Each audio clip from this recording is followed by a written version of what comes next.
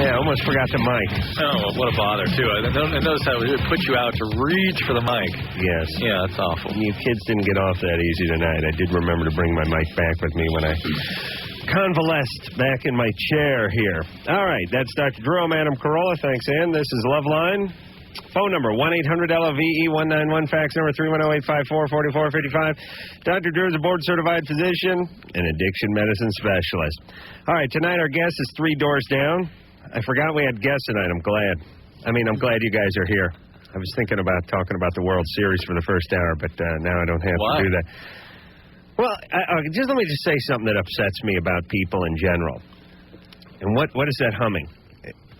Is that it? Do I hear that? That's my mic, I guess. Okay. Oh, please, Drew.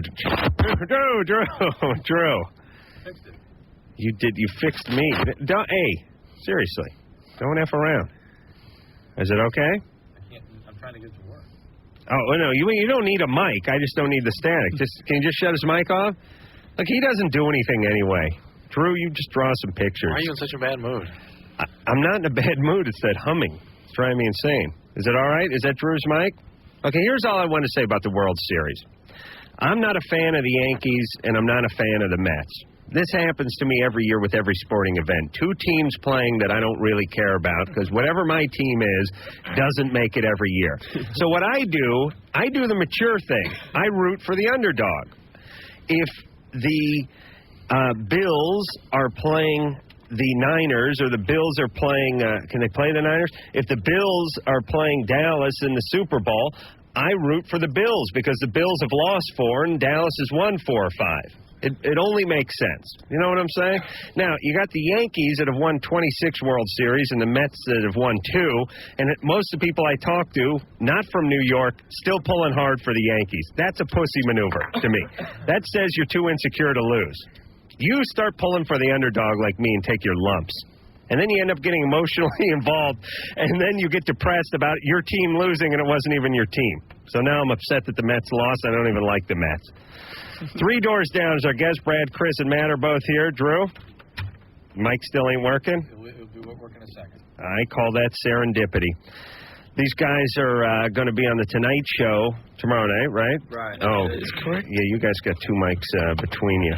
I guess Chris and Matt you guys want to put that in the middle. Who's the jabbery one in the 3? From the 3 of you? Brad? That might be me. Yeah. Right, you guys are from Mississippi. I don't believe we've had a guest in here from Mississippi, have we?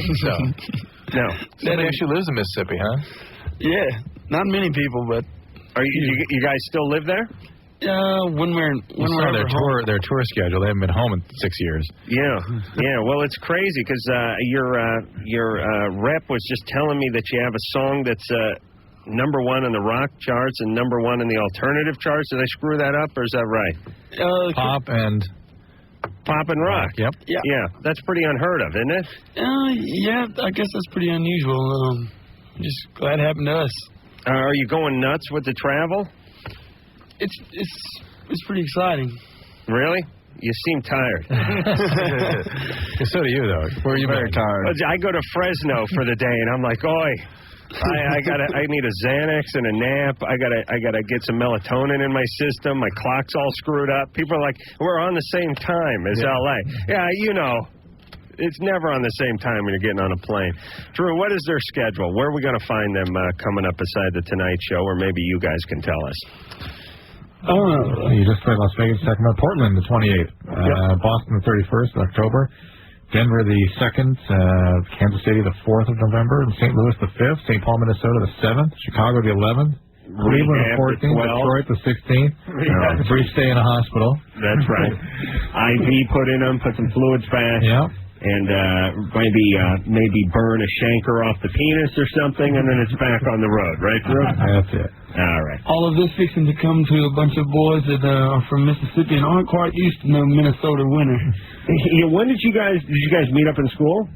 Yeah, we've pretty much known each other all our life. We're from the same little town, probably like 3,000 people in the whole place, and so we've all known each other for a long time. There's your movie script. Yeah.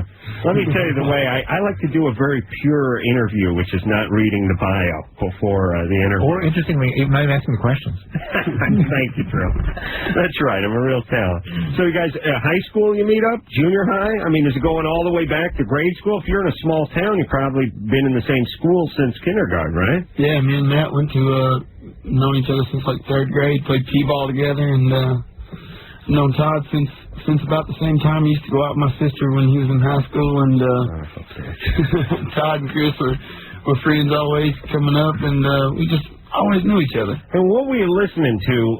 And I mean, in Mississippi, growing up, you listening to the same stuff everyone else is listening to, or is there a lot of like Elvis? That's what I would assume. We just got cable about 6 years ago. Oh, yeah. Kind of limited there for a while. There are these new pants coming out called bell bottoms. I don't know if you guys have heard of them. So you meet up early. You start. I guess Mississippi has a strong sort of musical vibe to it, wouldn't you say? Maybe not. It's a unique place for a writer to come from. I think it's some unique influences around the area, and I mean, there's really not a whole lot of people that's from there, but it seems like the ones that have come out of there came out pretty strong. Right. Yep, that is very true. Drew, you're out of Mississippi originally, aren't you? No. Okay. Pasadena, Mississippi. Same backwater town. On the bayou. I think what we'll do, by the way, people not singing about the bayou quite as much as they used to. You guys are a little bit younger than us, but when we were growing up in the 70s, every third song was about some Mississippi queen or some Cajun queen, some chick from Mississippi, something going on out of the swamp or the bayou. Yeah. Somebody got murdered. Somebody's making moonshine. A lot of heading out to the creek and the bayou and the bog back then. No band singing about that today. I think you guys need to bring that back. I think if we wrote a song like that, all it would be about was drinking beer. All right, drinking beer by the bayou. Yeah. Nice ring to it. Got a buzz by the bayou. It's a nice alliteration there. All right, I'll tell you what we'll do. We'll take some phone calls, and we'll hear something from 3 doors down, and we'll get to all of it. Brian? Yeah, that's me. You're 22? Yes, sir. What's up? All right, well, my original question has changed because here in Austin they are playing a different Loveline, and Violent J is on there, and he's talking about Vicodin. Yes. All right. That was last night's show. Yeah, I missed it. Insane Clown Posse. You are an asshole. That's Violent J. I want to hear his joke again. No, please. Yeah. The only way I listen is my big fat ass every day when I wake up. That was pretty good. Oh my God! Hey, play that again. You went off on that George guy about jacking off. Oh, yes. God, Some funny stuff. You're talking about manic. Wow. Oh my gosh, that is crazy. Okay. Yeah. I've been taking occasionally 3 or 4 Vicodin a day. Could that affect my erections? Yes, absolutely. Make them not really hard, not for weeks. Makes them not really hard usually. That's what I'm saying. Yeah. 2 weeks now it's been, and nothing has happened. So I should quit taking Vicodin? Well, no, you got to take more. Oh, well, see, I was going to talk to Jay tonight and offer him all the Vicodin he needed. But anyhow. Okay, Brian. Thanks a lot. Yeah. Okay. Hey, listen, I'm fine with guys like Brian not being able to get a boner. That's what I was thinking. Do you imagine this guy coming after you with an erection, having kids, just having sex? You know what's weird? We'll get a phone call, and it'll be some guy like Brian, and I'll go, my God, who's letting him have sex with them? And then 2 calls later, we get some crazy chick, and I go, my God, who's stupid enough to bone her? And then I think about it, and I go, wait a minute, Brian and her, that's who's pairing up. Oh, and it's their kids we got to look out for. That's who's hooking up. If you had caller ID, it'd be the same number. That's right. She's upstairs, Brian. Get out. Matt? Yeah. What's up? I had chlamydia, and I saw the doctor, and I took Flagyl and doxycycline, and I've done that 3 times now, and it still burns when I pee, so. Drew, what about it? What is that? Well, those aren't the antibiotics that people typically use right now. What kind of doctor is treating you? Just somebody at Wheat Ridge. My dad brought me 2 doctors. Yeah, I mean, whether or not it's clear, it is uncertain. Sometimes you can get... It's not going away. I understand, but sometimes you can get stricturing or narrowing of the urethra, injuries of the urethra that are persistent even when the infection is gone. How do you get chlamydia? Just through sex? Yeah. No other way to get it? Nope. Kind of cool to get a venereal disease at 16, though, isn't it? Especially a treatable one. Yeah, kind of a badge of honor. But I wish chlamydia- I'd gotten syphilis at 15. Chlamydia is completely treatable. There's a medicine called... Well, hey, you want to know why I wear this eye patch? Syphilis, 15. Thank you. High five. Thanks very much. Yeah, chick, 23. Yeah, babysitter. Thank you. Thank you very much. That's right. I don't have full movement in my right arm either. Thanks. Yeah, that's right. What's typically used is a shot called Rocephin and an oral antibiotic called azithromycin. That's sort of the common combo. Or Levaquin is another medicine. So these aren't typical combinations you're getting. And if you're still having symptoms, I would see a urologist. See a doctor that, urologist specializes in the male P tract. I'd say, I'd say a chlamydia or syphilis about as close, before 18, about as close as you could get to, like, got some shrapnel in me from Vietnam still. You know what I'm saying? Sure. In terms of cool injury. It's a sexual injury. Yeah. You know what I mean? I can see what you're saying. Yeah. Yeah, I wish I had something. The problem is if you get 2 STDs, you're at risk for HIV.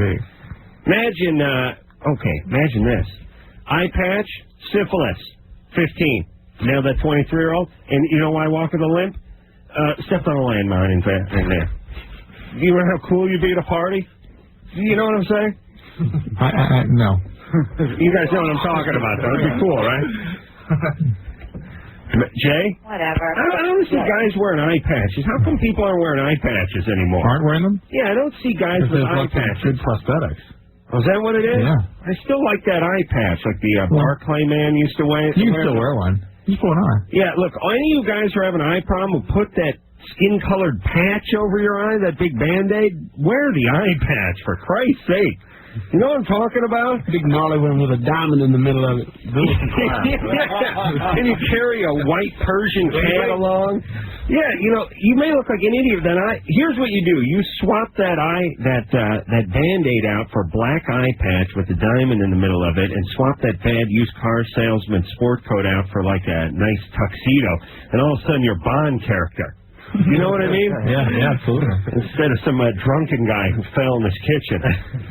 Jay? Yes. You're 19. Yes. I just wanted to ask you a couple questions. One's real quick. What is, how long can sperm survive outside of the body? Basically until it dries. Until it dries? Mm-hmm. Okay, and the situation is my girl... Wait a second. What if you're in Mississippi and it was humid? You know what I mean? It'll dry. Yeah, but would it dry? It wouldn't live as long in Arizona. Right. Let's say you whacked off onto a car hood in July in Arizona at high noon. Yeah, you know what I mean? That'd be less. Wouldn't live that long. Not so long. But let's say you're in Mississippi and it was just you're out by the bayou. A little long. And it was at night. You know what I mean? Jacking by the bayou. Yeah, and you whacked off onto some wax paper or something, and kept a nice pool. So there's not much surface area for it to evaporate from. Yeah, and you're making like a big pot of spaghetti or something in the kitchen. Yeah. Sperm pond. Okay, Jay? Yeah, right. And my other question is, the situation is my girlfriend's on the pill, and I also injected KY spermicidal lubricant in her vagina. Why? She's on the pill. Well, yeah, she's on the pill as well. So she's on the pill. That's all you need. Well, I'm just worried about getting her pregnant. There's pretty much no chance from her from leaking from the anus to the vagina to get her pregnant at all. Like, no, because wait a minute. Just tonight we did it, and I saw some actually leak down right by there. She's on the pill. Hold on, I just closed my eyes and saw it too. It's great. Where's the vomit sound? Yeah, thank you. All right, so I'm definitely afraid of getting girls pregnant. Well, she is on the pill, Jay. There's no safer means of contraception other than abstinence. That's it. He's such a fanatic about not getting his ladies pregnant that he doesn't even finish in the ass. He goes for the oral. Starts in the ass, switches to the oral, finishes off. Quite a gentleman. He is a Bond character. Chivalry is not dead, Jay. You're quite a gentleman. You're so conscientious. So wait a minute now. You're injecting spermicide into her, right? Yes, just make sure that Right. And what do you use? A turkey baster or The utensil that comes with KY jelly. Oh, use the KY jelly applicator. Hold on. What does that look like, Drew? The applicator? You guys know what that looks like? A plunger. Look at a big syringe. And but the opening's big, right? It's like about, is it one of those things like the size of this. Does it look like one of those things they used to advertise to remove blackheads in the back of comic books? Kind of. You know what I mean? Like you pop it, put it on your blackhead and suck it out? You guys never saw that? No. I didn't either. Yes, you did. No, it's like a blackhead remover. If you say so, it sounds about right. But it's, Right, okay, so you put that, and he puts spermicide in it. Anne's here. She's got to have some of that in her purse. Forget about Anne. She's 3 sheets to the wind. Anne was in here tonight, and Drew, because of his addiction medicine specialty, sits in here and he goes, who's drinking tonight? Me and Anne were the only 2 people in the room. And I was thinking to myself, oh, Christ, I busted. And then I thought, wait a minute, I didn't drink tonight. Coincidentally, I'm not drunk. Okay. I proudly announced that I wasn't drunk, and then Anne went, How did you know that? I am hardly drunk. I'm completely sober. Right, you're so sober that Drew knew it immediately when you walked in. 5 hours ago. Plus, she had her hand on my pants. You didn't see that. She's coming on to me. The behaviors would sort of alert me to something being up. Yeah, she looks... Behavior, please. Yeah, she looks good, too. She's do you have an applicator for, like, use medicine or... No, seriously. Who wants to see the applicator? Why would I have that in my purse? It's a common thing. Ann, you're driving home, you get a flat, all of a sudden the yeast flares up. You're not walking distance from a pharmacy. What are you going to do? Okay. You know what I'm saying? Let's put it this way. If you were to have gotten a yeast infection, wouldn't you be happy you had that around? You know what I'm saying? Okay, but listen, if she got bit by a viper, she'd be happy to have the serum in her purse. Does that mean viper bites are a little more uncommon than yeast infections? How dare you poke holes in my analogy? Please. You know what? And I'm with you, baby. Thanks, Alan. Okay. Yeah, a little yeasty on the pepperoo. All right. Laura? Yeah? You're 15? Yeah. You're on the 3 doors down. Oh, hi. These guys are disgusted, by the way. They've never heard such debauchery on the radio. Violent J. Oh, you're listening to Violent J. Yes, I love him. Oh, really? Yes. Don't say that. It's only going to give him more momentum. Wow! Violent. Oh, my God! Somebody hold the phone! I can't believe that! He's so mad. You guys hip to the Insane Clown Posse? No. I'll put it this way. If the Insane Clown Posse came to Mississippi, they'd be lynched immediately. Oh, yeah. Oh, but they'd have to contain them. There'd be like a combo. They'd like tar, feather, lynching, and then they'd take their dead bodies, pour honey on it, strap it to an hill. Or beehive. Yeah, 4-wheel drive. Yeah, that's more Bayou Justice there. Something with a 4-wheel drive. Yeah, they'd be gone immediately. They only work in the inner city in Detroit and places like that. But Violent J was in here last night, hopped up on Vicodin, making an ass of himself. He really was. But entertaining, that's for sure. Laura? Yeah. All right. So what do you want? I don't know, it's not really about sex, but like my brother, he's a really big asshole. Big a-hole, yeah. Yeah, well, he's like totally mean to everybody. I don't know if it's like drugs or something. I don't know if he did that, but he's like mean to my parents and me all the time. Yeah. All right. How old is he? He's 15. We're twins. Okay. When did it start? Like it's been going off and on. Like last week, he started being a real asshole. Oh, I see. So it's been going on for almost 4 days now. I see. Hey, who cares? It started last week. Laura, you know what? It's been going on. He like hit my mom and. Wow. No. Is there alcohol? She had to get stitches? Is there alcohol in your family? No. Here's what happened. Laura just said he hit my mom and she had to go get stitches, and it sounded like she said the S word, and Anderson potted her down or something. Anderson, get her back here, would you? There she is. Said stitches. Laura? Yeah. Is there alcoholism in your family anywhere? No, I'm adopted though. So you both are adopted? Yeah, so that means that's a positive history for addiction very commonly. I have another cousin. Okay, it's really stupid. Okay, well, hold on, goofball. We didn't finish your first one, did we? Okay, yeah. But I think your brother's doing. I suspect your brother's doing drugs. I really do. Well, he smacked your mom, gave her stitches. Yeah. What is she doing about it? What? What is she doing about it? She avoids him. Well, listen, if I adopted a kid, first off, if I adopt a kid, I would waive that I'm taking you back to the farm, saying every week. Every week. A kid could be 25 and coming by with his wife. I'd be like, you didn't wipe your feet? I swear to Christ, I'll warm up the car, you'll be back at the farm. You'll be the only 25-year-old with a family at the farm. The kid farm. You'll be back at the kid farm. Do you hear me? At the kid petting zoo. Every day I would bring that up. You know what I would do if I adopt a kid? I'd make myself a fake certificate of adoption, right? Receipt. And I would threaten to rip it up every time. I'd light a cigarette and I'd be holding the match on it. You want me to burn this up? Because if this goes up, so does your career, mister. I throw the mister in at the end. Put the eye patch on. You know? Hey, you haven't played this guy's song yet. Oh, yeah. Let's do that. You want to do that? Yeah. Well, did we finish with Laura? Laura has to tell her parents that they need to step up and take care of this kid for his own good. Wait, one second. Laura? Yeah. You need to tell your screwy parents that if they don't start disciplining this guy and creating consequences, he's going to kill somebody, maybe them. Yeah. And they owe it to him and society to be parents. Get him evaluated. It sounds like he's on speed. That's what speed is, the drug of violence. Everyone could question me and my friends. We were all wondering, we were like, what does S and M mean? Go ahead, Drew. Sadomasochism. Okay. All righty. Okay. That's good. Do a report on it Monday at school, all right? Okay. Thank you. Fantastic. All right, 3 Doors Down is our guest tonight. We're going to hear Kryptonite? Sure. Yeah? All right, here it is. 3 Doors Down, everybody. They're here. So is Drew. When we get back, we're going to speak to Justin. He got freaked out during sex about getting STDs and stopped right in the middle of it. That's smooth. We'll be back after this. It is Loveline. I'm Adam Carolla. That is Dr. Drew.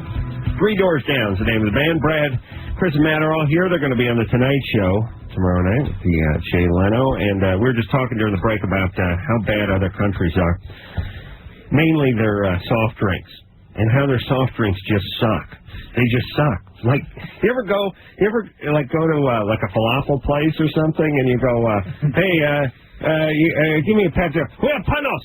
And you go, what's that? It's a sour goat milk and carbonation, very salty, very good. You go, yogurt soft drink? Yes, yogurt. This is good. What's it taste like? Lemon, urine, vinegar. You're like, why? Oh, this is good soft drink. Everyone drinks it. It's like, why? And then you go to one of these, you go to a Mexican restaurant, they got this horchata stuff. Oh, yeah. Drink made out of rice. Yeah. Rice paste, like rice milk with some cane sugar in it, and like a little honey. Listen, you screwballs. You listen to America. You get some Coke, you get some Pepsi, you get some grape soda, and that's it. Grape soda? Yes. Root beer. Yeah, for the white trash in other countries. Mountain Dew? Yes, Mountain Dew for the white trash in other countries, which I believe there are. But enough with your sort of regional stuff. It's always a nightmare. These guys were just telling us about traveling and going abroad and having a soda that tasted like kiwi and cantaloupe. Really, it's hard to get good stuff, isn't it? Yes, it is. Yeah, that's why when people come here from other countries, they just go nuts. They just drink Coke. They just drink Coke all day long. They just go insane. One thing that we've seen while we were overseas is no matter where you go, and no matter if they really kind of like Americans or really you can kind of tell that they really just don't like Americans. Sure. Whether they like us or not. Every country over there wants to be like us. Oh, yeah. Well, let me tell you what America is like. If the world was a high school, America would be like the homecoming queen. You know what I mean? The captain of the football team or the cheerleading team. The other kids are a little bit jealous. They turn their nose up. They talk behind our back. But they would trade places with us in a second. To be sitting in the back of that big convertible Cadillac, waving to the people as we do another lap around the dirt track at halftime. They would love to be that instead of in the back of the stands eating stale popcorn, which is where they are. But sure, what do the fat, ugly girls do? What do they say about the homecoming queen? Oh, look at her. She thinks she's so special. Such a bitch. Such a bitch. Look at her wasting all that makeup and cutting down the rainforest. And you look at their shoes. That's right. Better mommy potter that. Right, they're jealous. But would they trade places? You bet. In a hot second. Of course they would. And that's what the rest of the world is with the United States. They love to talk smack, but they come. Well, what are they doing? Meanwhile, they're stringing a bunch of sparkless bottles together so they can float over here. Talking smack all the way. Please, float back to your country. You'll like this one. What other country do people float to, Drew? That's how you know you're a great country. People attempt to float to your country on, like, prison mattresses and stuff without boats. By the way, you know you got a great country when people are trying to make it across 50 miles of sea on basically, foam rubber seat cushion. A board. Yeah, they got an ironing board. They're trying to make it to your country. You know that's a good country. You name me other countries that people are trying to float to. Either yours is real good or theirs is real bad. It's all right. Touche. Nobody's floating to those other countries. That's all I'm saying. That's right. You start talking smack when people start floating to your country. Thank you. Justin? Yeah? You're 19. Yeah, hey, okay, I got a problem. That's why I'm calling you guys. My problem is, like, every single time I'm bad at relationships, and my problem is because I get freaked out, like, about STDs and stuff. Yeah. The thing is, like, when we first start kissing, I simply start thinking about herpes, mono, and all these, diseases. Right. And all of a sudden... Drew, you go right down gay. Hold on, by the way. Drew, Drew, you don't have to write gay, because whenever you go for the pen, you write gay. There's a little piece of paper that Drew writes gay on because he doesn't like to say it. But then I yell it over the air every time, so it sort of defeats its purpose. But Drew, do you ever just get confused and you're sitting at some medical meeting and you grab for a pen and just write gay across the patient's piece of paper or something? Do you ever pick up a pen without first writing gay? All right, let's bring it back to Justin. Justin? Yeah? Might you be gay? Oh, no, of course I'm not. 100% not. But the thing is, I'm too worried about, these issues. Wait a minute. Hold on. Those pussies. Hold on. First off, did you float over to this country? How'd you get here? What's your nationality? What? One of the ship. A ship. All right. So you did float here. No, I didn't. No. Okay. Where are you from? I'm half Mexican, half American. I see. Okay. And you think you may be gay?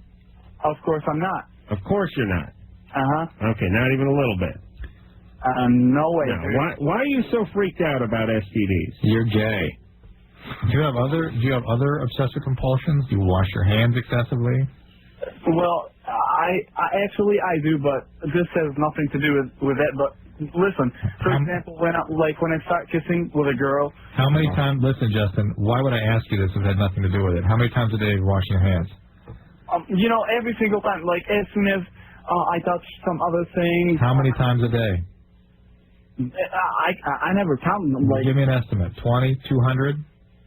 Like around 20, 25. Okay. And do you have other rituals where you have to have like utensils in a certain order, flick light switches on and off a certain number of times? No, I'm a messy person. No. You're very messy, but you still have to go back and check things. You seem to. You're saying he's obsessive compulsive. He's severely obsessive. Hey, Justin. Yeah. That's the white part of you. That's not the Mexican part. The obsessive compulsive part. Right. There's the part that's scared of germs. There's medications for this, Justin, and I suggest you take advantage of that. Okay, but I mean, when I'm in the middle of like having sex, it's like we skip the foreplay and everything because it's not about like I don't like kissing, but I'm not sure of this person. I don't trust the girl I meet. This is the thing. Well, yeah, but listen, you could dry hump a bottle of isopropyl rubbing alcohol. You'd still freak out.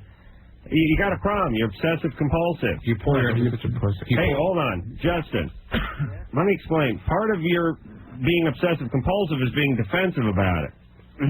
You have a problem. We understand it translates into sex or into the bedroom, but it's bigger than that. There's medication and stuff. Do you pull your hair? Tear your hair out in little spots? No. Pick your skin?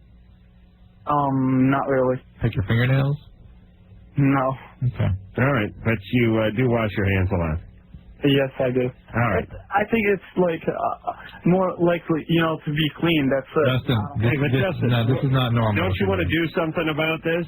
Or what do you want to do? Do you want to rationalize it away? No, the thing is, what I wanted to know, like, if there is any way to find out, like, if this girl is, Listen, it won't matter. You're not going to be reassurable. You're going to freak out anyway. That depends. No, Jesus Christ. Listen, all you numbskulls, don't call this show if you don't want to listen to us. You're obsessive compulsive. Every time you're in contact with a woman, you're freaked out. You're picturing big germs swirling around your mouth, and herpes and STDs and syphilis and whatnot. You have a problem. You go in, you get a little medication, you get adjusted, and you're fine. What do you want to do? Have the chick dipped before you bring her into your apartment? This guy could benefit from my crotch-sniffing dog, by the way. Nothing. No. Even they wouldn't reassure. Okay. Well, let me talk about that. Let me just tell you something. What is the opposite of obsessive-compulsive? What's a guy? You want to know what I do? Yeah, you're the opposite. I scratch my ass all day without washing my hands. Right. Then I pick my nose. Yeah. Then I handle this microphone and rub up against every goddamn thing in this building. And when I'm driving home at night on the freeway, I steer with my knee and floss. My hands are like talk on the phone. My hands are like Calcutta at this point. You understand? God knows where they've been all day. I haven't washed them yet, and I got them both stuffed in my mouth while I'm going 70 miles an hour on the freeway, steering with my knee. You aren't going 70. You're going at least 85. 85. Steering with my knee. And tonight we're going to add an extra dimension to that because it's going to be raining. No, that's the point. Have you gotten anything yet? No. Yeah. No. I don't know. They'll look at me. Who knows? I think I'm dying. I want to say this, Drew. You guys haven't heard this theory, but I had a great idea. You can teach dogs to sniff anything. They can sniff coke. They can sniff weed. They can sniff explosives. They can sniff. I mean, it's like 5,000 times as sensitive as a human's nose is, right? They could sniff crotches for STDs because stuff smells. It has its own smell. They're now training dogs to sniff out cancer. They can smell melanoma. They can smell it in the skin. Think about it. I did see something on that. Yeah, you get a cut, you get an infection. It's got a smell to it. You got a woman who's got a little funk going on down there, a little problem, a little yeasty, a little what have you. They all have their own smell. Now, dogs do, as it walks by. First off, a dog is naturally attracted to a woman's crotch anyway, right? I mean, they're right there. You get that border collie. All they do is put their head up there right in the crotch. You know what I'm saying? Yeah. They take a little sniff, and you put them by the door of your apartment. When the dates come in, chicks love dogs. You don't have to have a sweater on the dog that says venereal sniffing dog on it. He says, that's my dog. Come in, now if the dog smells something, he starts going a little batty, just like you would at the airport when he's sniffing a suitcase full of heroin. And you know, because he's like chasing his tail or something. And you're tipped off, and you go, hey, Rex, come here, bud. Look, he's trouble. Let me put him on. What time is it? Jeez, I got to get early for work. I'll get you back. Let me call you a cab. Right. You've just avoided the entire situation. That's perfect. Nothing weird. You don't have that weird. You don't get the disease or get that weird conversation right before you go in. Hold on, I'm going to talk to you about something. Always bad. You know what I mean? They could teach dogs to sniff out venereal diseases. Why don't they? Dogs are 1,000 times more sensitive to their sense of smell. Right. Why do they put their nose into the air? Yes. Yeah, why do they stuff their face right into the pile of Duke at the park? 1,000 times more sensitive. Meanwhile, I'm 20 yards away chasing a Frisbee and about to faint because the dog just laid a turd over there. These guys got their nose in it. 5,000. I believe it starts smelling like pizza eventually. You know what I'm saying? Yeah, it's a different experience. At 5,000 times intensity, it's lilacs. Right. Yeah. Very good point, Drew. Yeah. Thank you. All right, we'll take a little break. 3 Doors Down is our guest tonight. When we come back, we'll talk to Tracy. Boyfriend masturbates every day. She feels she's not doing her job. We'll talk to her after this. 3 Doors Down. Brad, Chris, and Matt are all here from the Man. They're going to be on the Tonight Show tomorrow night. Drew, you've been doing the show for 15, 17 years. Right. How many times have you done the Tonight Show? None. None. Fascinating. These guys left Mississippi on Tuesday, and they're heading right for the Tonight Show. How does it make you feel? Carrot Top's been on 20 times. Carrot Top's been on Tonight Show 300 times. Second time. You've been on show. Oh, you've been on. Oh, Drew. I've never been on here. Drew, you never been on Letterman though. No, but I've got a date supposedly. Oh, really? We'll see. They ain't gonna happen. Yeah, probably right. They're not interested anymore. No, at least I've never done Leno either, but I have done Letterman. I can say that. Oh, yeah?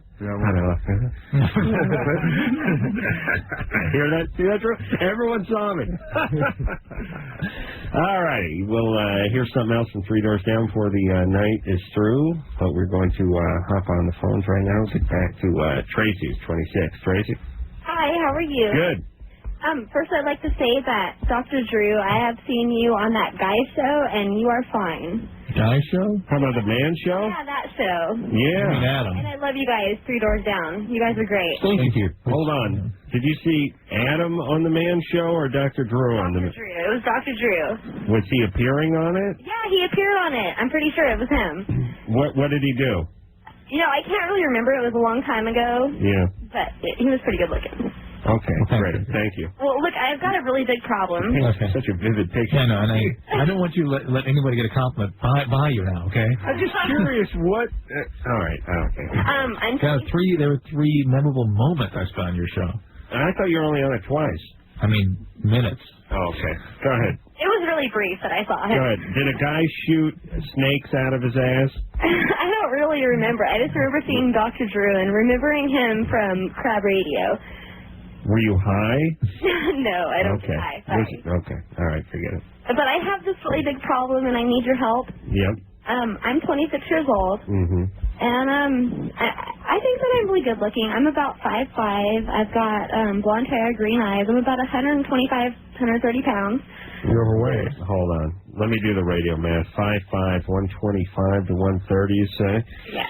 Figure this out. You're screwing up my radio math. I have a big bosom. Shush, I'm trying to hash this out. Hold on, I'll get an erection later. Hold on. So I got 5'2" and 3/4, 141. You're fat. Not bad. Yeah, it's still not too bad. That's how it works out with the radio. Listen, any chick who says she's 125, 130 on the radio is at least 140. No, I'm Please, not. how dare you? I'm not, but if you guys want to say that, that's fine. All right, well, we just did. But you have a big rack? I do, actually, I do, yes. What are you? Do you D-cup? Yes. Really? Bouncy. And they're all mine, so I didn't have to pay for them or anything. They just grew there. Really? Yeah. But I have a really big problem, and I need you guys to help me. Right. Here we go. Okay. My boyfriend and I, we've been together for about a year and a half, and over the past year and a half, every once in a while he'd joke around and say that he was going to go jack off or masturbate. Sorry. And it really bothered me because we have really good sex. And, well, the past week, in the past 7 days, I've caught him 4 times in the bathroom masturbating. 4 times? Yeah, and you know what the thing that is? That's like a horrible criminal. Can you imagine? 4 times in the last 7 days he gets caught wagging off. Are you sure you're catching him, or he's just in there taking a shower and you think he's doing it? No, I catch him, and he doesn't. He's not shameful at all. He's not afraid to admit it. He doesn't lock the door? Well, no, and he's not shameful at all. This isn't much shameful. This is like exhibitionism. He wants you to find him. Something. You just walk in and he's spanking away? Yeah, he's the first who tells me that it just needs to be really clean. He has to wash it really good. Oh. He's in the shower. Right, you know. Using a tub of Lubriderm in a Playboy? I was wondering why he wanted to replace my body wash so much, and it's really starting to bother me. No, wait a minute now. For a guy who masturbates so much, why does he only last 2 minutes when we have sex? Okay, wow. Yeah, I mean, if you're doing it that much, then you should at least go at least 15 or 20, at least. You would think. Yeah. Good point. Tracy's... I deserve that. Yes. I deserve that. I'd give you a 3. I want to know how you get 3 caught hours? 4 times in a week. Yeah. Really? Listen, if I whacked off on my roof, I wouldn't get busted that much.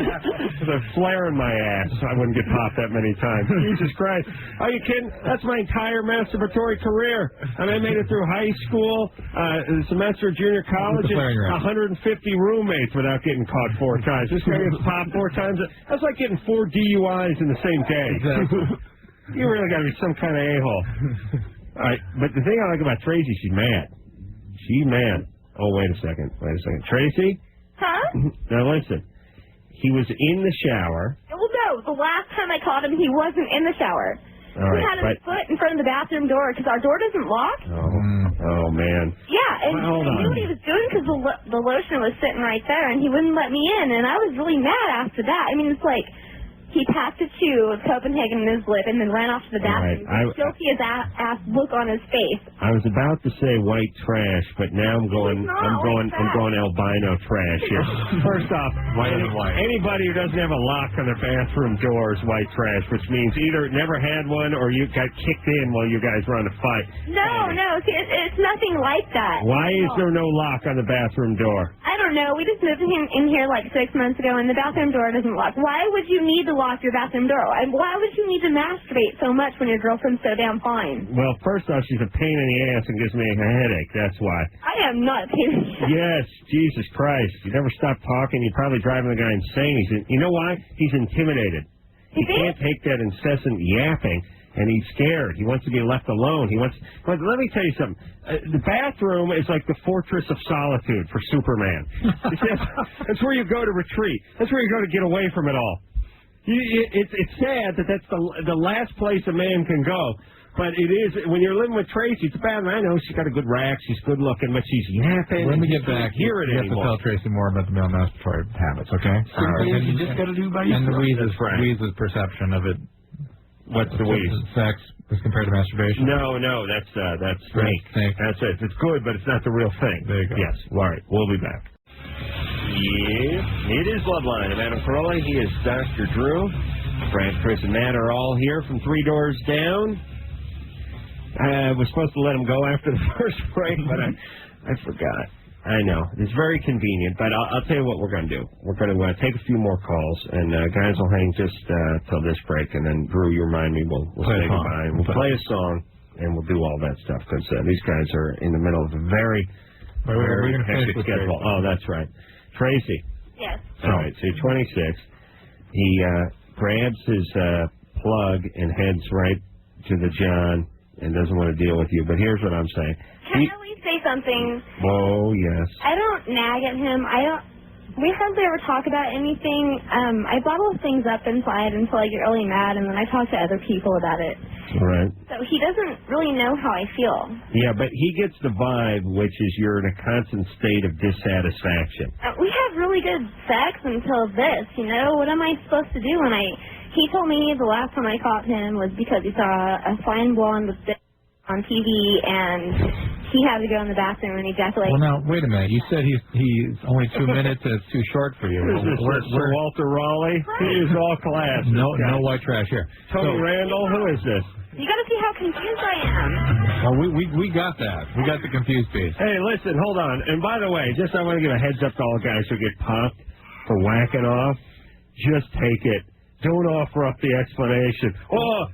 Hear me out. I was just dreaming. Raped this bitch when I was taking a nap at work. I mean, you got popped. Leave it alone. Don't keep going, because you're digging in deeper now. We already know you're whacking off. We got to know your innermost secret. And let me tell you something. If you got popped by your wife or girlfriend for whacking off, you sure as hell better weave her in to the reason you were whacking off. Don't say your ex-girlfriend Tammy called or you were watching the Spice. You better weave her in. And that's the only excuse that's going to work. So I saw some hot blonde on TV. I told him to at least learn how to lie. Thank you. But where is the great sex? I thought you said he was... We do have good Wait a minute. He said he was good for 3 minutes. 3 minutes? Sometimes. All right. I guess he must have whacked off twice that day when we do have good sex. I don't know. You're angry and he's an idiot. Why don't you guys break up for you? I don't want to break up with him. We love each other. I just want to know why he has to go whack off. You have a beautiful symbiotic relationship. Well, guys he whacks off, you catch it. It works perfectly. Guys will tend to continue doing that even when they're in a good relationship, a good physical relationship. Hell yes. Dr. Drew, please tell me why. Because it's fun. Thank you, Brad. Brad can no longer bite his lip. It's fun for me too, but I wouldn't get caught. You do it? I have this great little water trick. Oh, yeah. You're in the she's between the two of you. You must have quite a bill in the Department of Water and Power. He's in the shower, whacking off an hour and a half in a day. You got your legs akimbo under the faucet in the tub.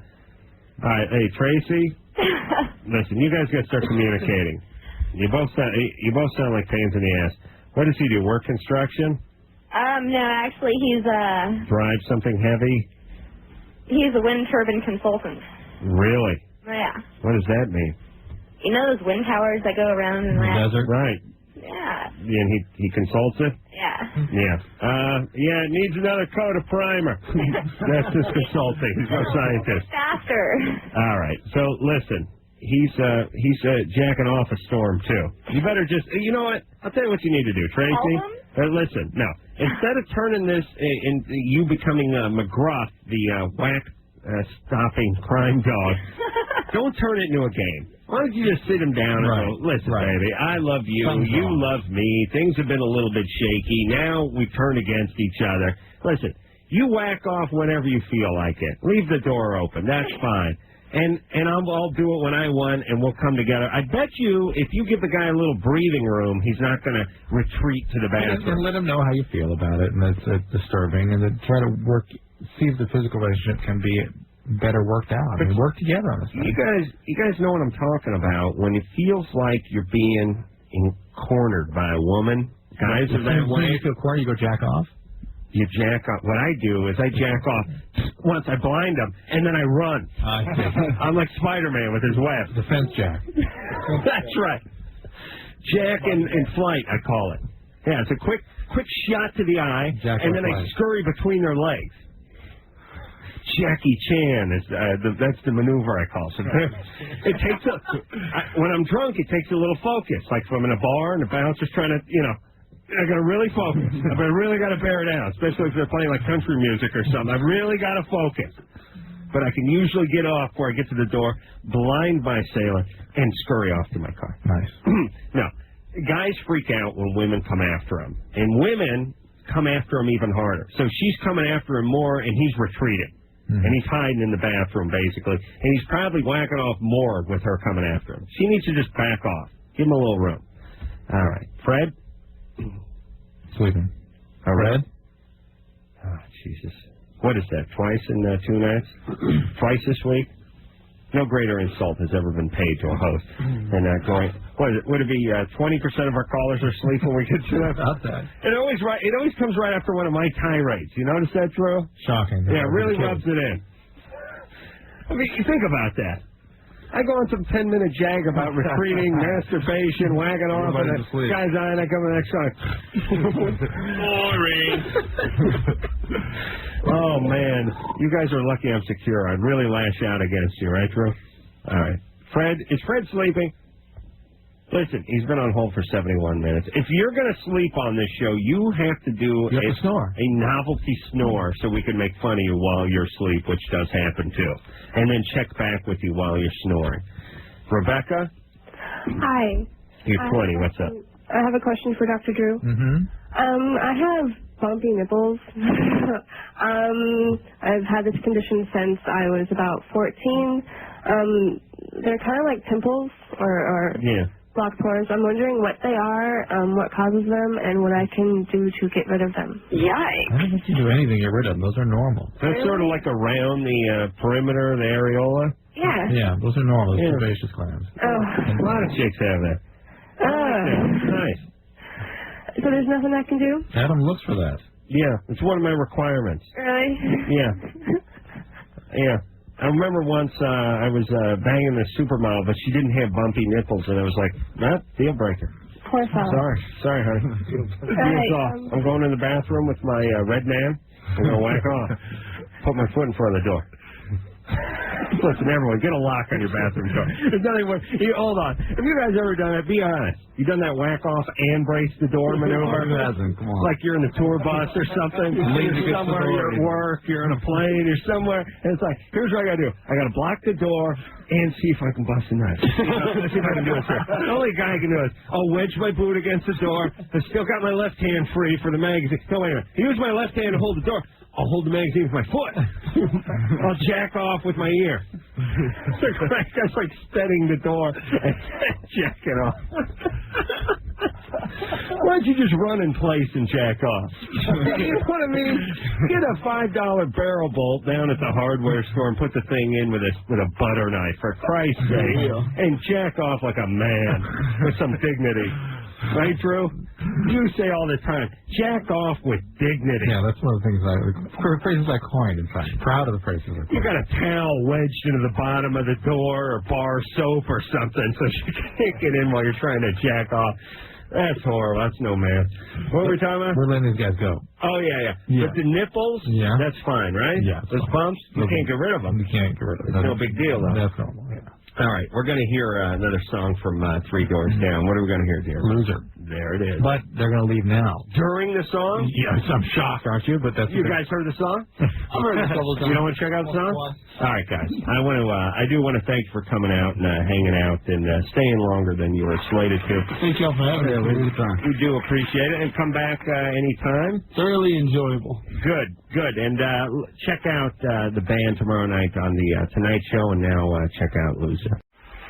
Nice guys. Yeah, they're nice guys. Yeah. They remind me of like Verve Pipe a little bit. The sort of Midwestern, Southern vibes. Yeah. Of course, we'll see them next year. Yeah. They have piercings and hanging around with porn stars. Be doing a bunch of ass roofing, score some medicinal blow. That'd be a good name for a band. Medicinal blow. Yeah. What do you think about that? Yeah, it has multiple intents. Yeah, it's nice. Yeah. Or that like medical cocaine. Is that real good cocaine? The real like purebred, pure stuff? I don't know actually how it compares to what's on the street. It's about the same, I think. Coke's cheap. You guys, now's the time to get into coke. Maybe stockpile it and sell it again later when the price goes up. That's what I'm doing. I mean, hey, in 1984, 1985, when I was making $6.50 an hour digging ditches, coke was $100, $120 a gram, right? What's it now? I think coke is like $30, $35. Wow. What's an 8-ball? 3 grams. Wait a minute. 8? Is that an 8? How many grams an 8-ball? 3.5? 3.5 grams? Come on, don't play stupid, Drew. Use the deal. What is it? Something like that. So 3.5 grams in an 8-ball, right? Yeah.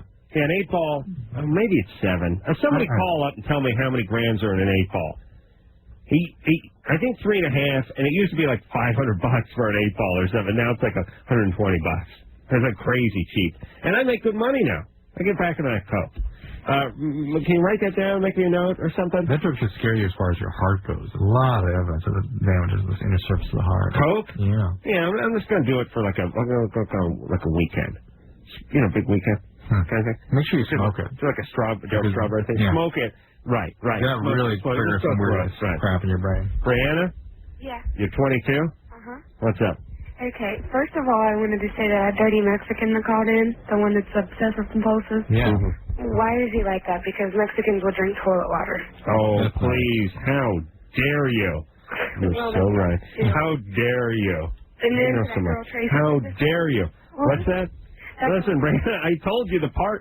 I didn't say Mexicans were dirty, but listen, I've been to Mexico. They eat hot dogs that have been cooked off of modified shopping carts with propane tanks. These aren't obsessive-compulsive people. I know. I said that was the white part of him that was obsessive-compulsive. Okay, well, still. I have Mexican in my blood when it comes to cleanliness. I'll tell you that right now. Thank you. Okay.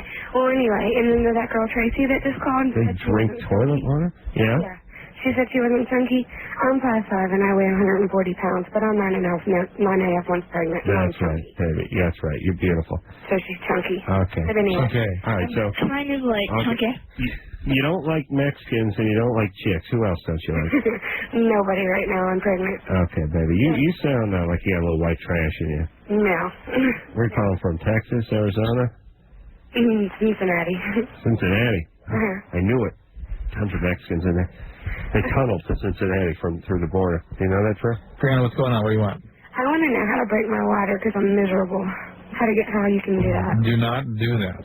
Are you out of your mind? Huh? She's kind of, 9.5 months pregnant? Mm-hmm.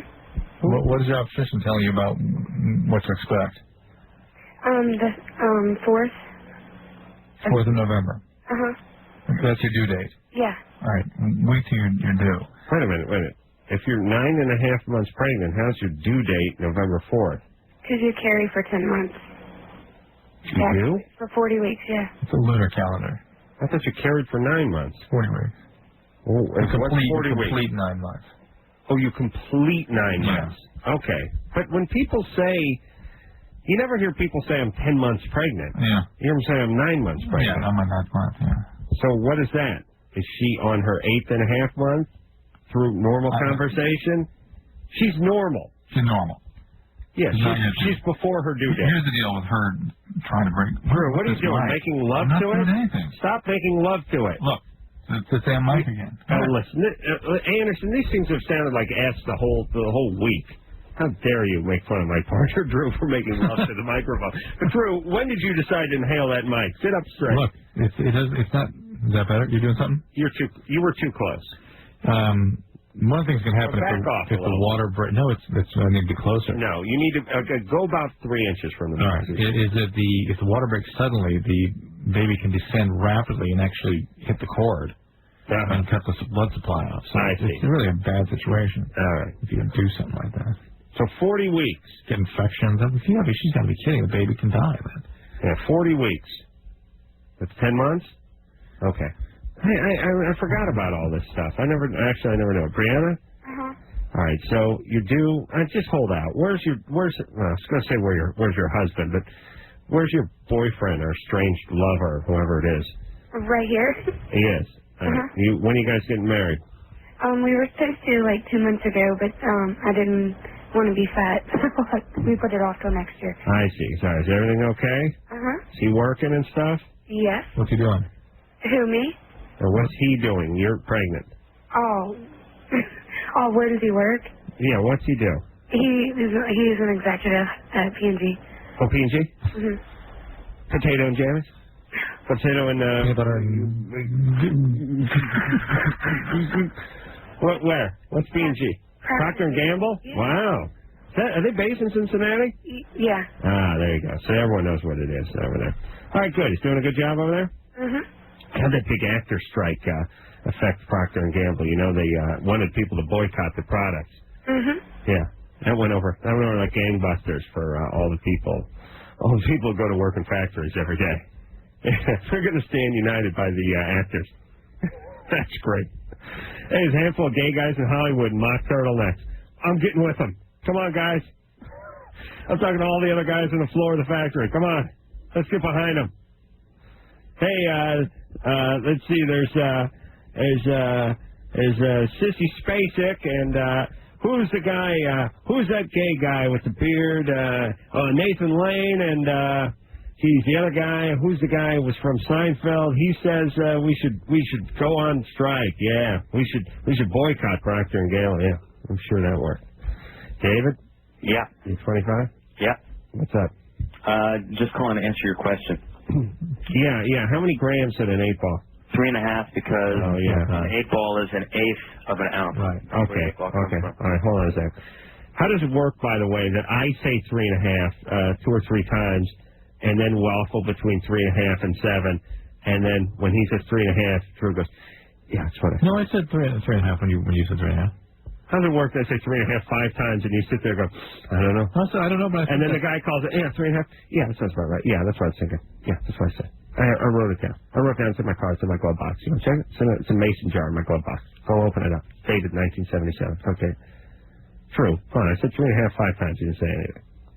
I said, how dare you? How dare you? I don't know that. How dare you? That's the reason. So there's 28 grams in an ounce? 3.5. Yeah, and I said right. That's where it comes from, 8-ball. Right. So it's 3.5 grams is an 1/8 ounce. Just about, yeah. Right. Okay. What's an 8-ball going for these days, there? I don't know if I can say. I guess I was probably doing it more in when you were doing it, maybe 10 years ago. So I'm more used to those prices. You were 15? 16. How much was it when you were 16? And I was in New York at the time. It was like $350 to $400, depending on how much you could get it for. You could usually get a decent gram for about $100. So 3.5 would probably a good price would be about $300. Right. All right. Thanks, Dave. Yeah. Right. Appreciate it. All right. Listen. Anyone wants to know how much I can score an 8-ball for? I want them to call Because I've heard you can get 8 ball for like $175 or something now. Oh, you still there? I'm still here, you goofball. Yeah. Well, you can get it. You can 150. Hey, a guy like me who's got his own show probably go 125. Actually, more like 175. Really? For you. Yeah. All right, buddy. All right. All right. Listen, you're not getting high with me. Right now. Not right now. No.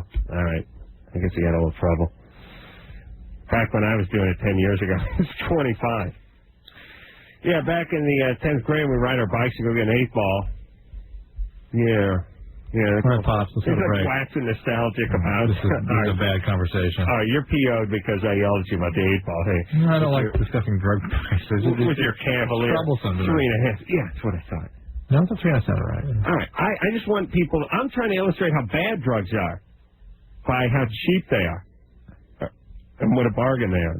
That's all I'm saying, Drew. You know what I mean? You see what I'm trying to do? Yeah, I see. I'm trying to say you could afford it. But can you really afford it, man? Okay, man. You know what I'm saying? Talk like that, man, I don't even know you, man. Man, it's like I don't even know you when you talk that way, man. Take a break. I'm suing my parents after that conversation I just had with you, Drew. You want in? I can join in on that too? Here's how you join in my lawsuit, my class action lawsuit against my parents. Here's the way you do it, Drew. You say that your life has been destroyed by hearing me complain for the last 5 years. There's something to this. You see what I'm saying? Yeah, I'm getting turning into like oatmeal brain. Your kids don't know you. Your wife's turned against you. You have colleagues at work explaining the difference. Glazed look on my face all the time. We do a whole chart. Says Dr. Drew before or after pre-1995, and then a big picture of me with my nappy hair in 1995, and then post interviews with people, family members, colleagues, things like that. You can get a taste of this if you want. Absolutely. Now, here's the thing. They don't have anything. I think I can get the car, at least my dad, back from him. And I'm not sure what my mom has. The point is, whatever they got, we'll split it up. You in? Yeah. All right. We'll start that next week. You know any attorneys? We'll get on that. Matt? Hi. You're 22. Hi. What's up? Nice to talk to you. I want to congratulate you guys on the funniest 5 minutes in radio history last night with Violent J when you took that rape call. I have a question about my girlfriend. Which rape call was it he was talking to? The rape calls are always the funniest 5 minutes of radio.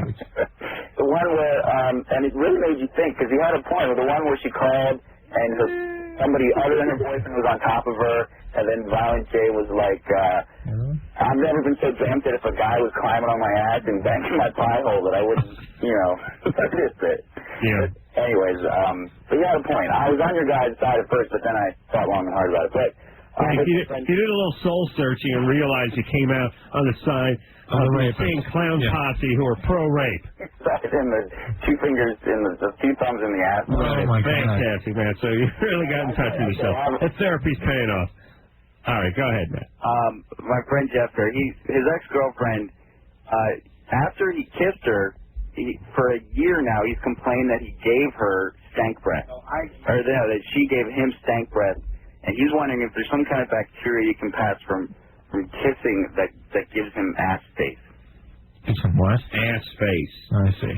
Anything, Drew? Anus breath syndrome? Yeah, what about that? Not that I'm aware of. Certainly bacteria is the big issue with halitosis, with bad breath. But it tends to be sort of pooling of bacteria in the back of the tongue. And I don't know that's an infectious process in any way. Well, let's look at it this way. If that were possible, everyone would have bad breath. Or at least if we've all made out with someone who's had bad breath, and then in turn would pass it on to our partners, who in turn pass it on to their partners. Yeah, and I want you to get a tongue scraper or and something. And kids, if you're one of our callers. Use mouthwash and see if they can get it to sort of calm down a bit. But the tongue is the main organ for... Is that where it breeds? Yeah, it's the back of the tongue, too. Sometimes you have to get some special brushes to reach back there. I've seen Robert Urich hawking this tongue scraper on late-night TV. God. It looks like a electric flossing device. You seen this thing? It looks like a divining rod with a piece of floss that goes across it, and you stick it way down your mouth, and you scrape the back of your tongue off. Yeah. Not seen this? But those kinds of things, I use a little thing that's sort of a band that you bend and send back there. Oh, you do? Oh, yeah. What the hell's up with you? What do you supposed care? To do that? You're married. What do you care? Where are you going? Please. Listen, I got a better shot at getting in the back of my tongue from going up through my throat the other way. I really do. I'd be better off just putting a hole in my trachea and trying to go that way than go this way. I'd hawk up whatever. I can't get nothing back there. You'd be amazed what scrapes off your tongue, even just sticking your tongue out and just scraping the easy-to-reach stuff. Oh, really? You'd be amazed. What do you scrape it with? It's just this little plastic, like, band with sort of serrated edges. You just... How far down do you get it? You get it past your teeth? Oh, yeah. Below your teeth? Yeah. Where does your tongue stop? How low? Does that go to your ass? Right here. It goes all the way down. We're just pointed at his hip. Yeah. So it goes down into all the way under your chin. Oh, yeah. Down, halfway down your neck. This is all tongue in here. Oh, it's all tongue? Yeah. Holy Christ. All right, can I just use your keys and see if I can do something off of there? Yeah, you can use keys. Okay, good. Where are we going here? I'm going to try scraping. Yeah, that's good. Matt, what about just a little... did we talk then? Yeah. All right, get with it. What about using a toothbrush? You can do that. Yeah. Where do you get those tongue scrapers? A friend of ours, there's a dental hygienist. She got it for me. Do you have bad breath? Is that what it is? No. Not worried about it? A little complaint here or there from Susan. I see. Yeah. Susan complaining. Huh, fancy that. Tracy? Yeah. You're 20. Yeah. What's up? First of all, I just wanted to say that I love you guys. I listen to you guys every single night, and, Oh, thanks. I love you guys. Thanks. But, yeah, I had a question. I've been fantasizing about women a lot, and I wanted to know if it was normal. Drew's recently onto that, too. It's normal, but are you lesbian? No, I think I might be bisexual, though. Do you have any history that would sort of make your sexuality confusing to you? I've kissed another girl before. No, I mean, were you abused as a child or anything like that, physical or sexual abuse? Physical. Okay, that tends to screw around with people's sexuality a little bit. Who abused you? My dad. How old were you when you lost your virginity? I was 16. And that was the very first time you've been sexual with anybody? Yeah. All right. How badly did your dad sexually abuse you? No, physically abuse you. Physically abuse you. He was really bad. He was a really big drug addict and stuff. All right, so having that kind of relationship with man must make it very difficult now to sort of reconnect with your male peers. Yeah. You expect men to be destructive and dangerous and hard to trust them and hard to be loved by them, I'm sure, without expecting a lot of abuse back. Let me explain something to everybody. For you folks that are just starting out and have kids. And man, if I was to break people up into appliances, a woman is like a CD player, and a man is like a toaster oven. That's how its psyche is. You know what I'm saying?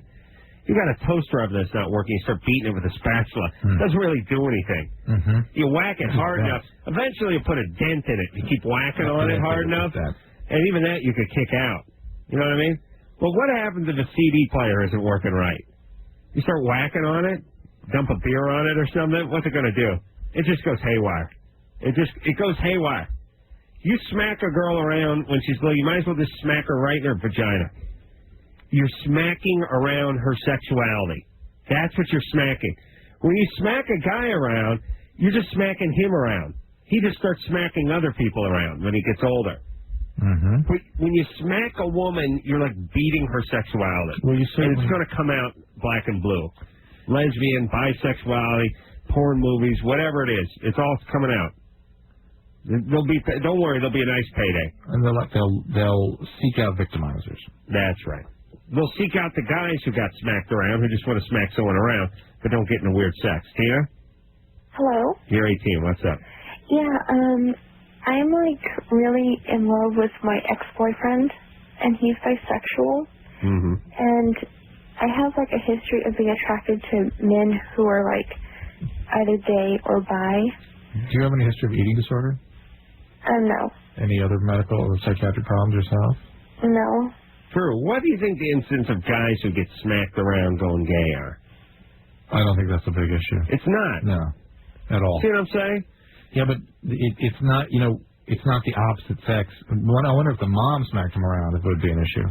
Ooh. You see? Yeah, Because then it's hard to trust and open up to the... Like Floyd the Barber. Yes. All right, Tina. You're loving him, he's bi. Yeah. Bi is, that's gay with a publicist. Understand that? That is not bi, that is gay. How old is he? Bye-bye to hetero. That's right. He's 18. Bye-bye, vagina. Hello, penis. Well, that's what I thought, too. And I keep on asking him, I'm like, are you sure you're not gay? And Well, he's confused, whatever he is, and I'm sort of wondering why you'd want to be with somebody that has so much pain, really. What is it about? What are you trying to rescue him from? What is it about him that you sort of zero in on? I don't know. I know that he was molested when he was right. Hold on a second. Shocking. Yeah. Shocking. Has nothing to do with his sexual No, identity. it's not. How dare you bring that up? Tina? Okay. Why don't you find yourself a nice heterosexual guy who can knock you up and give you a venereal disease I definitely get beat on you a little bit. Intrusive parent thing here from Tina. Do you have intrusive parents, Tina? Yes, I do. Yeah, I just. What do they do? Big How does that manifest itself? They're just extremely strict. Uh-huh. They're very overprotective. And you've never had an eating disorder? No. True, your parents were strict, right? They drew out a very bizarre rule. No swallowing after 9. You would have to go in his room, close the door to swallow. If you just had some saliva in your throat or something like that. Work on your breathing later.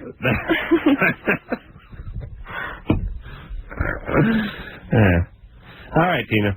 Okay. All right, listen. But you got some stuff going on, Tina, where your sense of yourself is still fairly underdeveloped. And when you see someone else in pain, it's hard for you not to go in and rescue them, lest they should evoke those feelings in yourself. Let's get a look at it. Okay. All right, Tina. All right, thanks. You got a brother? No. Okay, that's good, because he'd be gay, too.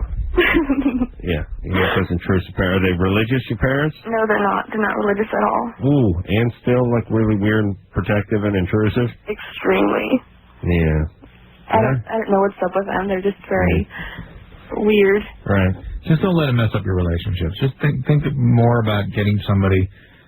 Try to be somebody that's not so interesting, exciting, and evokes those sort of provocative feelings in you. Just somebody that you're friendly with, that you're kind of maybe not even very attracted to. Just look in that area. And my parents were very protective too, but the twist was it was of their own junk. You know what I mean? You want to borrow my car? Are you high? Please. Is that something? Is that considered overly protective? Yeah, but not intrusive. I see. All right. When we come back, we'll speak to Clarissa. Clarissa is 17, scared of relationships, and messes them up on purpose. Wants to know why. All right. That was when the man got you down. No. I was just telling Drew about my horrible, horrible, horrible life and what a joke it was. Was? Just getting out of high school, can't find a job, don't know what to do. You know what it's like, Drew? I know your life is miserable. My life's not miserable. Well, you created your own hell. But listen, and tell me if you guys can identify with this, because I'll tell you what a real miserable feeling was. You were in high school, quasi-miserable in high school. You had a couple of good semesters. You talking about me? Yeah, I'm talking about you. Totally miserable. Okay, but listen, you were student body president, and you're getting a little tail your senior year. So, you're still a couple steps up on most folks, all right? You spent summers, you went to the beach, you had a car. I mean, you're miserable, but that's because you were miserable. That's your fault. You understand? Yeah. I was miserable because I had to be miserable. Right. Okay, you're miserable because you chose to be miserable. That's your prerogative. Okay, then you get out of high school, you go off to college. Right. Then when you're done with college, you go to med school, and then you go to med school, you do residency, and you just keep going through, right? Now, you're miserable the whole time. Don't get me wrong. No, not the whole time. All right, most of the time you're miserable, and you're busting your ass, and you got some anxiety, and you're a mess. Fine. I'm going to grant you all of that. Right. All of that. But you want to know what's worse is when you're like 18, and this is what a lot of people that are listening to the show are like, you get out of high school, and it's like, now what? Well, what is it? Yeah. You want to join the Coast Guard?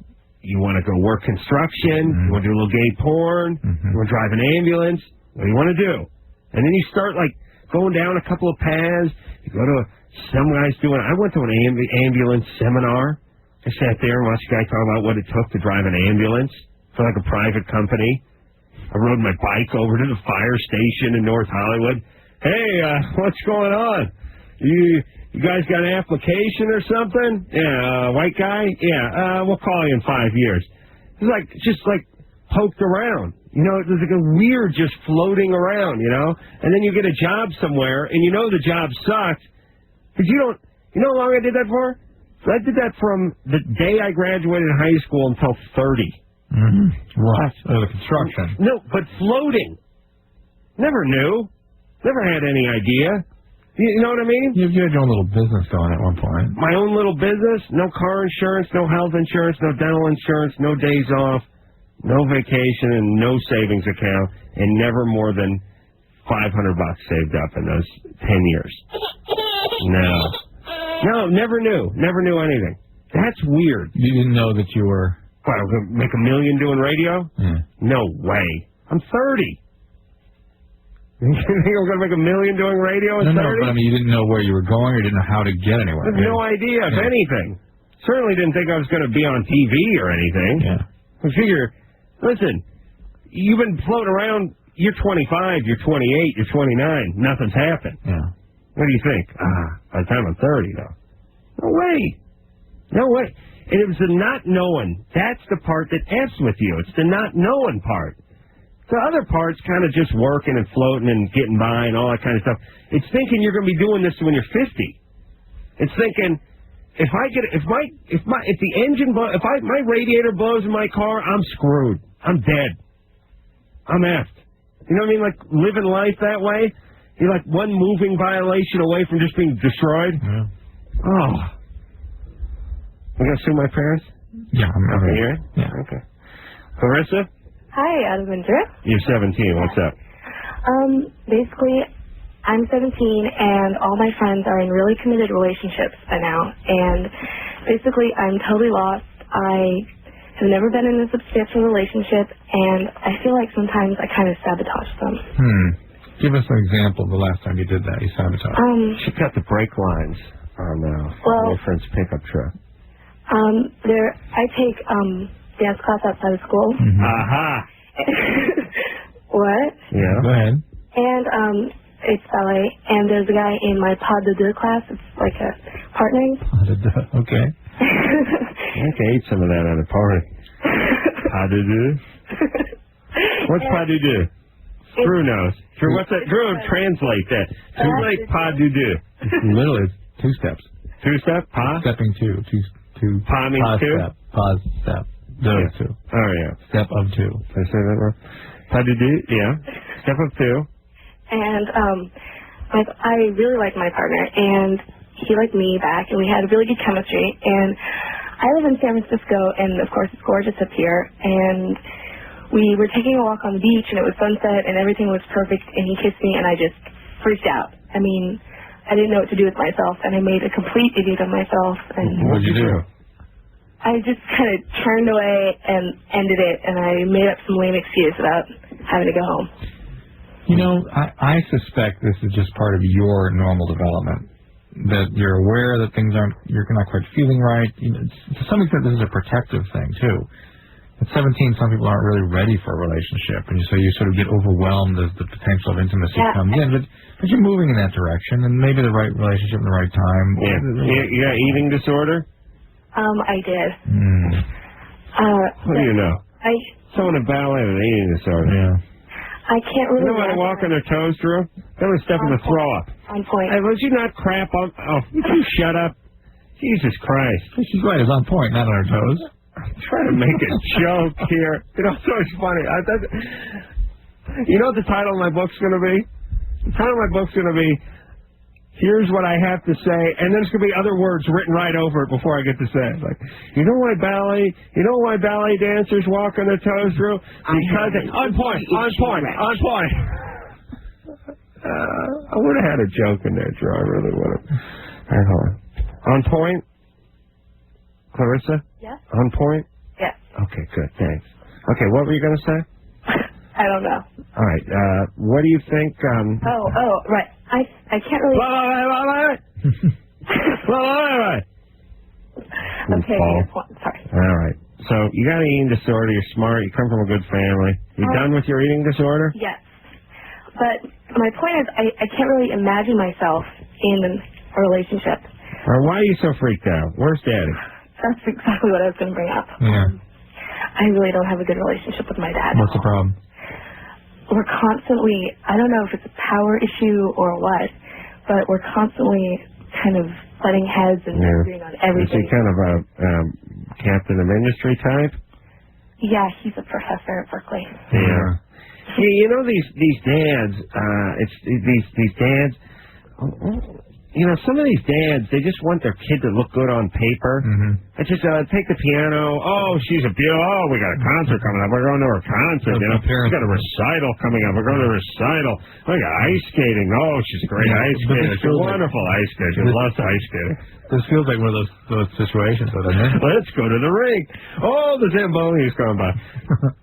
No, yes, this is like these dads, these like intellectual dads that they don't give their daughters any love. It's like all on paper. Oh, she speaks this language, she speaks that language, she does this dance, she plays that instrument. Right, so being perfect is the only way she has to make a connection with him and to satisfy him. You know, a daughter hates the guy's guts and she's vomiting all the way to ballet class. But this stuff is all stuff she can overcome. Yeah. It is. Okay. That ain't pas de deux, that's pas de don't. Okay? Papa, don't. That's Papa do don't. What? Am I speaking of Nitro? Are you done with Calista? Yeah, I'm done with her. Oh, it's just you're 17. Don't think about it too much. Hey. They also realize that your parents aren't giving you what you need. You know, you may need to get that from close friends. Right. Just focus on getting some good relationships. Let's focus seriously. You just got a new couch, and ever since you sat on it, your penis itches? Yes, it does, man. All right. Drew, what about it? Crabs? You can get crabs from a couch. Was this a used couch? Yeah, it was. We bought it at an auction. I didn't know. I don't know what's up with it. You get scabies, too? You have anything around your wrist or your ankles? No, I don't. Yeah. Somebody probably died on that sofa. And allergies, the other thing you worry about, some allergic reactions. So. Hold on. You want to talk about white trash, you're buying a sofa at an auction. Hey, now, we're going to college, man. 4-year college. Ooh. Right. Where are you going to school? JUCO. No, it's a junior college. It's just taking 4 years. No. Where? ASU, man. The Wildcats. Kansas State? Yes, sir. Yeah, go Case. That's yours. Well, yeah. All right, good. Fine. All right, you're in college. Fine. All right. What do you think, Drew? Can you have the thing cleaned? He needs to get his skin examined by a doctor to see what's going on there first. Hey, God knows what goes on a sofa. Yeah. I'll tell you one thing. I sure as hell wouldn't wish any sofa I've had my apartment with my roommates on it. Can you imagine? Oh, no. Oh. No. Oh, no. No. Frosted like a donut, those sofas. All right, we'll be back. Hello? Yeah. It's like go in that bunker and die. Just go there and rot. See ya. There'll be more. There'll be more of you. You get out of here. You're done. They tried, Drew, but they couldn't hold me down. Now you're going to have your day in the sun. Yeah, I'm going to have my day. Not tomorrow. You sounded like Violent J tonight. Yeah. You are, yeah. Let's take my tongue, let's spread our angle, and pull up my yin-yang. You say that big voice? Yeah, I look like Bernie for room 222. No. You got some Violent J? Got a Violent J? Wow! Oh my God! Somebody hold the phones! I can't believe that! All right. I want to thank the drunken one, producer Ann, for staggering in and vomiting on us tonight. 3 doors down. They were here too. 3 doors down, doing a great job. Ann came on to all of them. Oh boy. You're so lucky you won't be able to remember this night, Ann. It was humiliating for you. I want to thank Lauren for doing a wonderful job on Lead Coffee and doing some wonderful phone screening. And, of course, the engineer that all other engineers compare themselves to. Of course, we're talking about Anderson. And until next time, this is Adam Carolla for Dr. Drew saying mahalo. What the hell out of her butthole, man?